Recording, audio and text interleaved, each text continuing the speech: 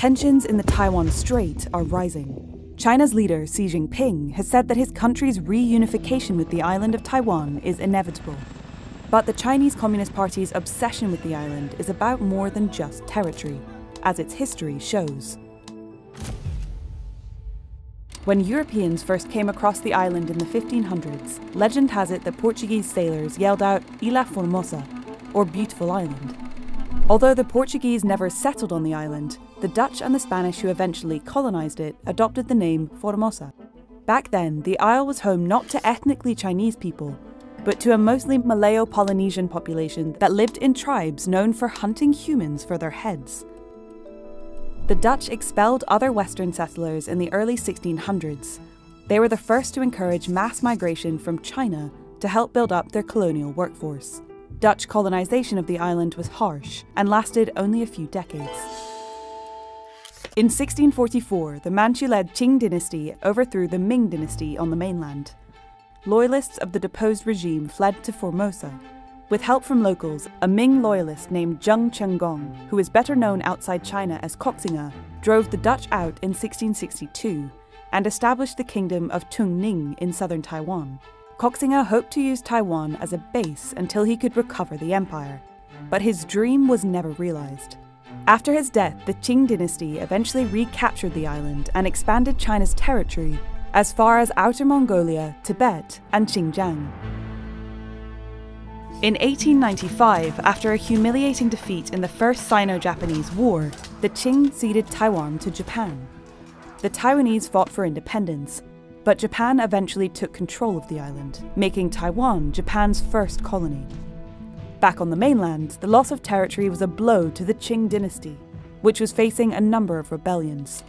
In 1911, the Chinese Revolution brought down the decaying dynasty, ending China's imperial history and creating the Republic of China. The central government, now under the nationalist Kuomintang party, exercised weak control over the mainland, which was fragmented into rival fiefs ruled by warlords. In 1921, the Chinese Communist Party was established. Not long after, the Kuomintang accepted help from the Chinese Communist Party and the Soviet Union to defeat the warlords and unify the country. This campaign was dubbed the Northern Expedition. The alliance between the nationalists and the communists was fraught from the start, with the two sides eventually going to war in 1927. Fighting until a brief alliance against the Japanese during the Second World War. After Japan's defeat in 1945, Taiwan was ceded to China, then ruled by the Kuomintang. During this time, the Chinese Communist Party had made stunning gains across the mainland. On October 1, 1949, Mao Zedong declared the creation of the People's Republic of China. And the Kuomintang retreated to Taiwan. Under the rule of Generalissimo Chiang Kai-shek, it is now the home of the Chinese government in exile. Back in Taiwan, much like the Ming loyalists of the 17th century, the Kuomintang originally plotted a return to the mainland. But after the Kuomintang's dictatorship struggled to quash pro-democracy opposition, the government ultimately pursued domestic reforms while giving up its territorial ambitions. And economic prosperity followed. Today, Taiwan dominates the global market for advanced semiconductors.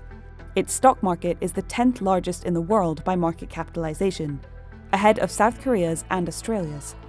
The island's flourishing democracy is a stark contrast to modern China's autocracy.